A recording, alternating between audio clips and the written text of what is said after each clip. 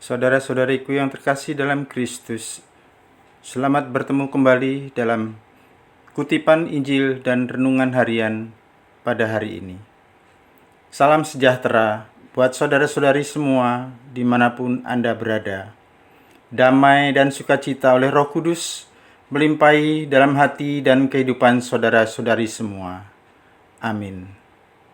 Saudara-saudari yang terkasih dalam Kristus, sebelum mendengarkan bacaan dan renungan pada pagi hari ini, marilah kita berdoa.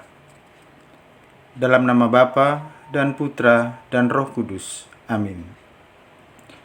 Bapa yang Maha Baik, Engkau berkenan memberikan rahmat kehidupan di hari baru ini. Kupersembahkan hidup dan segala rencanaku hari ini. Berkatilah aku dengan kuasa-Mu yang kudus.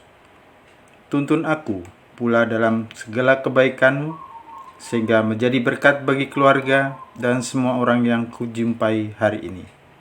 Demi Kristus, Juru Selamat kami. Amin.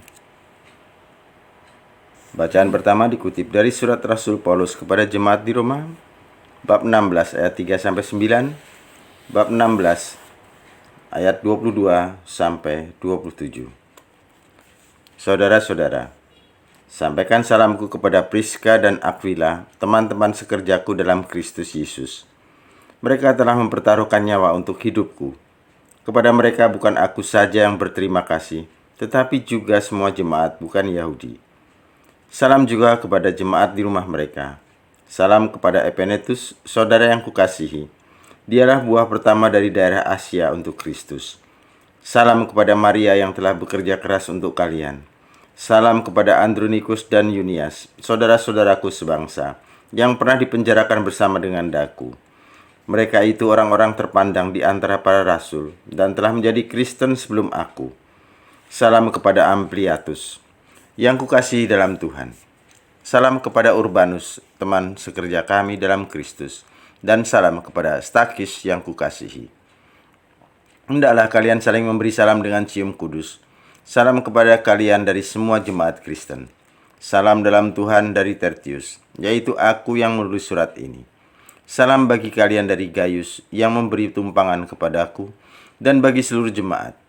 Salam kepada kalian dari Erastus, bendahara negeri, dan dari Quartus, saudara kita. Kasih karunia Yesus Kristus Tuhan kita menyertai kalian semua. Amin. Allah berkuasa menguatkan kalian menurut Injil yang kumaklumkan dan pewartaan tentang Yesus Kristus, yang isinya ialah pernyataan yang berabad-abad lamanya tersembunyi, tapi kini dinyatakan yang menurut perintah Allah yang abadi telah diberitakan oleh kitab-kitab para nabi kepada segala bangsa untuk membimbing mereka kepada ketaatan iman. Bagi Dia, satu-satunya Allah yang penuh hikmat itu, segala kemuliaan untuk selama-lamanya oleh Yesus Kristus. Amin. Demikianlah sabda Tuhan. Syukur kepada Allah. Mazmur tanggapan, refrain. Aku hendak memuji namamu untuk selama-lamanya, ya Allah Rajaku. Setiap hari aku hendak memuji Engkau dan memuliakan namamu untuk selama-lamanya. Besarlah Tuhan dan sangat terpuji, kebesarannya tidak terselami. Refrain.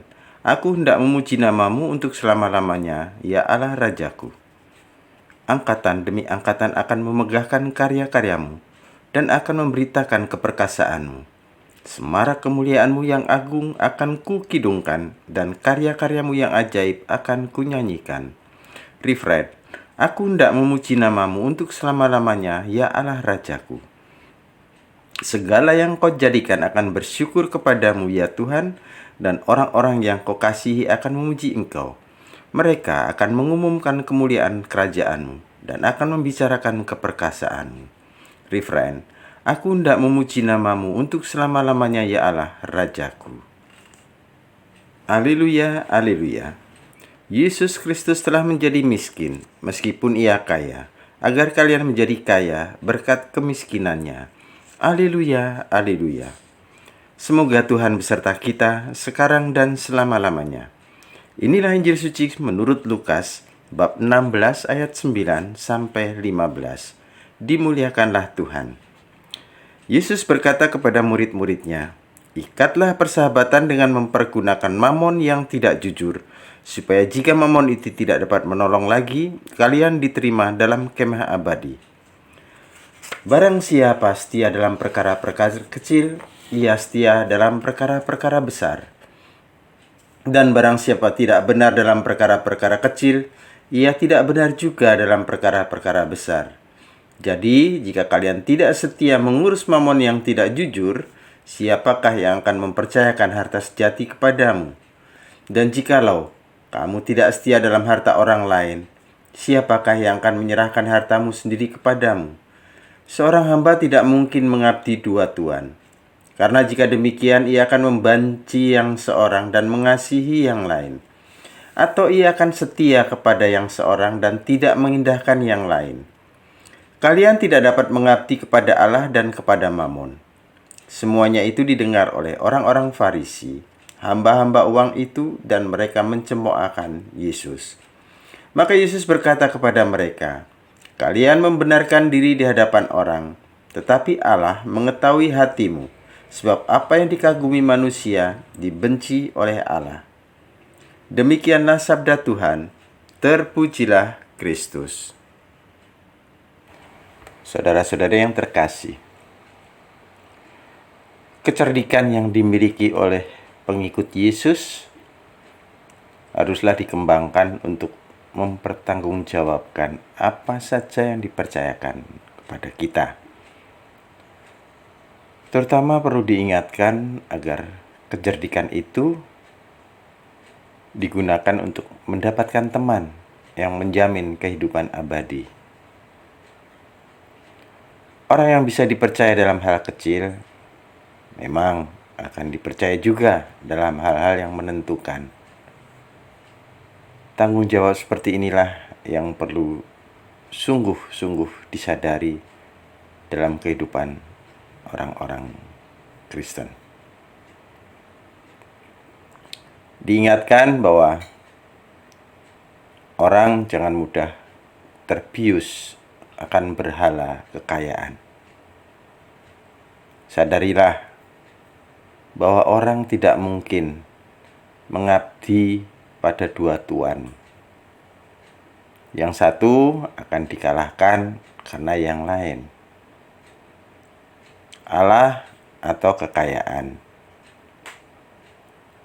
Yang mestinya terjadi ialah bahwa Allah yang dilayani dan diabdi dalam pertanggungan jawab atas kenyataan itu, dan bukan kekayaan yang dipuja-puji. Lalu bagaimana caranya supaya semangat seperti hari ini menjadi kenyataan dalam kehidupan kita? Pada akhirnya diingatkan pula akan satu hikmat berharga bahwa pembenaran di hadapan manusia bisa kehilangan arti. Ingatlah, Allah menilai apa yang ada di lubuk hati.